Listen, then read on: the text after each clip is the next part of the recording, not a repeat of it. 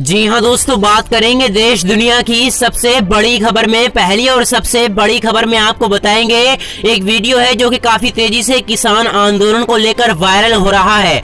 आप भी देखिए उस वीडियो को। लेकिन उससे पहले अगर आप भी देश में गोदी मीडिया का विरोध करते हैं और आप भी किसानों के समर्थन में हैं और आपको लगता है कि इस कड़ाके की ठंड में किसानों को बेरहमी से सताया जा रहा है, तो लाइक करें इस वीडियो को और चैनल को सब्सक्राइब करने के बाद घंटी को दबाना बिल्कुल ना भूलें और कमेंट बॉक्स में लिखें जय जवान जय किसान। से पूरे देश के किसान में हिम्मत दोबारा आ गई है।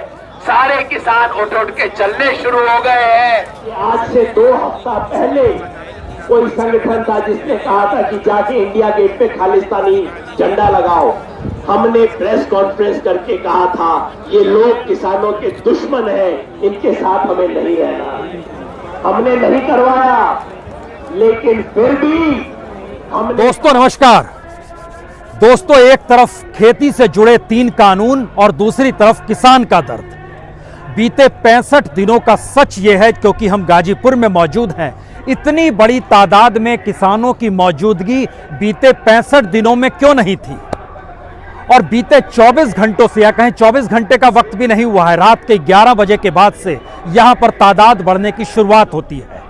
यानी बीते 12, 15, 18 घंटों के भीतर में जितनी बड़ी तादाद में पश्चिमी उत्तर प्रदेश से किसानों की मौजूदगी, और इतना ही नहीं बल्कि हरियाणा के भी कुछ किसान यहां पर पहुंच जाते हैं, यह संकेत किस बात का देता है।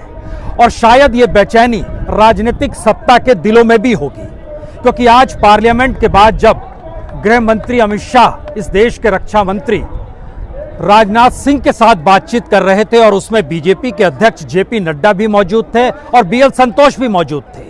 और इसके अलावे तकरीबन 3 बैठकें आज जब पार्लियामेंट के अलग अलग कमरों में हो रही थी, तो बेचैनी किस बात को लेकर थी? बेचैनी इस बात को लेकर नहीं थी कि दरअसल सरकार ने कृषि सुधार कर दिए हैं और किसान इसे समझने को तैयार नहीं है, जिसका जिक्र आज राष्ट्रपति ने अपने अभिभाषण में भी कर दिया है। दरअसल उस बात की बेचैनी थी जो यहां पर नजर आ रहा है। ये दरअसल किसान के साथ किसानों के जुड़ने का एक सच है।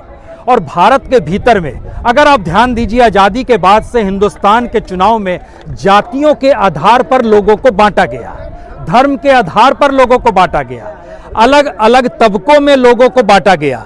लेकिन जैसे ही किसान समुदाय का जिक्र होगा या फिर किसान मजदूर का जिक्र होगा, तो उसके जिंदगी के सरोकार, उसकी अपनी जीवन पूंजी जो होती है जिसमें वह रोजगार करता है, खेत के किसान मजदूर के तौर पर भी काम करता है। और अगर सरकारी आंकड़ों को आप देखना शुरू कीजिएगा तो एक सच निकलकर आपके सामने आएगा।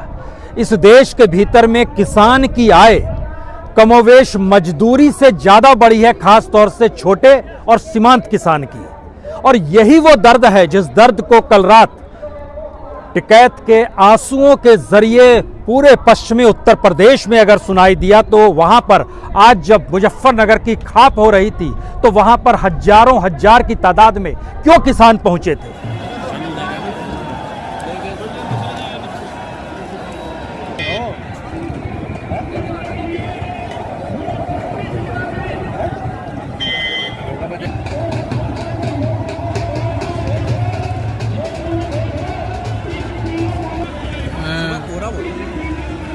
हाँ, सुबह कोहरा हुआ।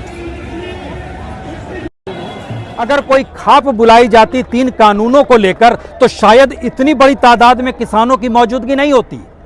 लेकिन एक किसान का दर्द है और किसान के दर्द को किसान समझ पाता है। यह बेचैनी मौजूदा वक्त में पार्लियामेंट हाउस के भीतर भी नजर आ रही है और राजनीतिक दलों के भीतर भी नजर आ रही है कि अगर किसान की एकजुटता धीरे धीरे किसान के दर्द, उसकी रोजी रोटी, उसके एमएसपी की कीमत, मंडी के होने, सही कीमत में कॉरपोरेट के ना घुसने देने की परिस्थिति, कॉन्ट्रैक्ट फार्मिंग से दूर भागने की परिस्थिति, इन सारी परिस्थितियों को अगर जीते हुए किसान समझने लगेगा तो फिर सरकार के लिए मुश्किल हो जाएगी। आज ये सवाल इसलिए भी बड़ा है क्योंकि एक तरफ राष्ट्रपति ने अपने अभिभाषण में 3 बातों का जिक्र कर दिया। एक तौर पर खुले तौर पर कहा कि दरअसल जो कानून आए हैं वह कृषि सुधार से जुड़े हुए हैं।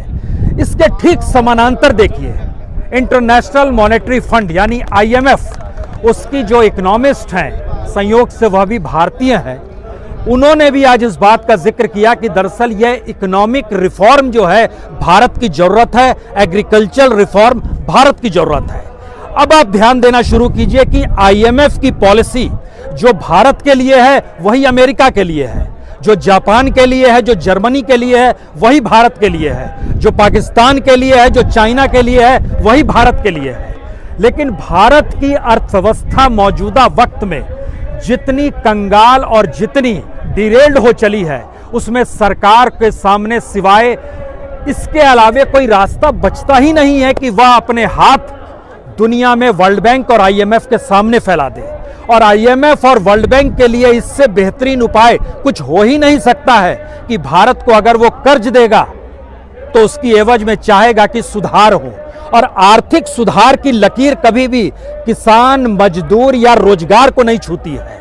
इस देश में डिग्रीधारी जो बेरोजगार है वह आर्थिक सुधार उसको नौकरी भी नहीं दिलाएगी। यह आर्थिक सुधार जो एग्रीकल्चर को लेकर है, यह इस देश में किसानों को उसके हक को भी नहीं दिलाएगी। सवाल असल में यहीं से सबसे बड़ा शुरू होता है कि आईएमएफ से जो लोन लिया गया 2020 में, तकरीबन $16 बिलियन का लोन भारत सरकार ने लिया। जब कोविड महामारी आई तो तकरीबन $5 बिलियन आईएमएफ ने भारत को दिया। यह सब पैसा क्यों दिया जा रहा है? और भारत मौजूदा वक्त में तकरीबन $560 बिलियन के कर्ज में क्यों डूबा हुआ है? इसका मतलब है कि दुनिया की अलग अलग कॉरपोरेट ताकतें, दुनिया के अलग अलग इंटरनेशनल बैंक ये मानकर चल रहे हैं कि भारत एक बेहतरीन बाजार है। और भारत का सच अब दूसरे इशू पर आइए, जहां पर राष्ट्रपति ने आज अपने अभिभाषण में इस बात का जिक्र कर दिया कि भारत के किसान ने इस महामारी के दौर में भी खूब उत्पादन किया, खूब फसल दिया। दुनिया में सबसे ज्यादा फसल भारत में 2020 में हुआ है। इतना उत्पादन 2019 में भी नहीं हुआ था।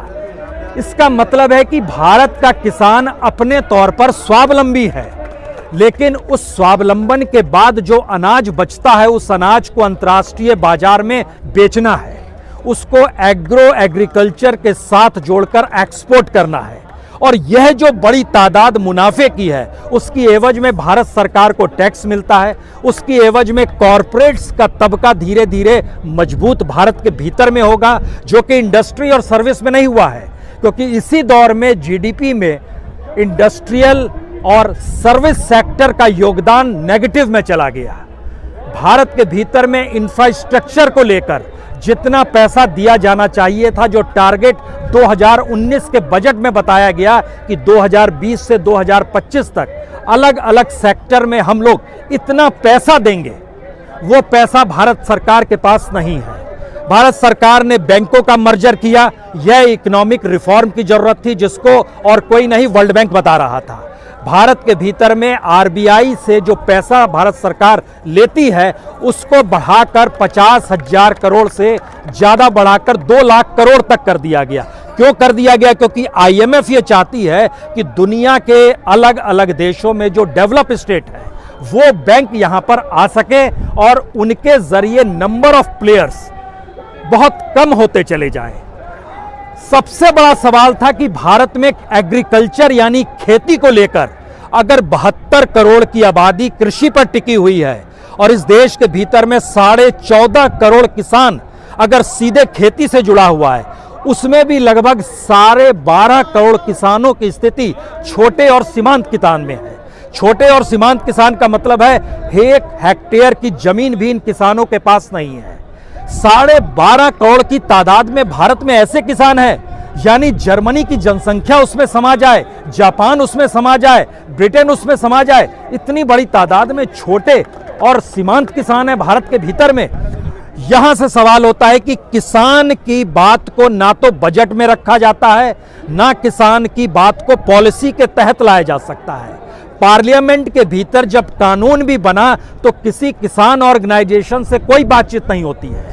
इस देश के भीतर में जो रिप्रेजेंटेटिव्स हैं, सांसद जो हैं, जो संसद में भी पहुंचते हैं, वह भी अपनी बातों को किसान के हक के साथ जोड़कर नहीं रख पाए। इस दौर का यह सच है।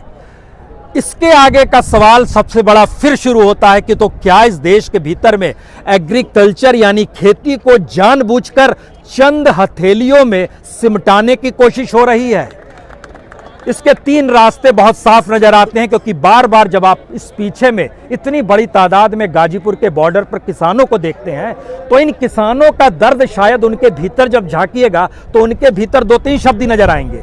एक, अडानी और अंबानी क्यों घुस गए हैं। दूसरा, मोदी सरकार किसान की विरोधी क्यों हो गई है। तीसरा, हमारी जितनी खेती में लागत लगती है उतना पैसा भी क्यों नहीं मिल पाता है। ये 3 सवाल हर किसान के जहन में है। कानून कैसा भी बना लीजिए, किसान को इसकी बेचैनी नहीं रहती है, लेकिन किसान अगर सीधे तौर पर इस बात को अगर समझ गया है कि आने वाले वक्त में उसकी जमीन उसकी नहीं रहेगी, वह अपनी जमीन पर मजदूर हो जाएगा। अगर इस देश का बड़ा किसान भी, राकेश टिकैत तो मौजूदा वक्त में जिन किसानों की अगुवाई कर रहे हैं वो कमोबेश भारत के भीतर में तमाम खेती से जुड़े किसानों का जिक्र हम करते हैं, लेकिन याद कीजिए इनके पिता महेंद्र सिंह टिकैत हुआ करते थे। 1988-89 में जब उन्होंने दिल्ली के बोट क्लब पे आंदोलन शुरू किया था, तब एक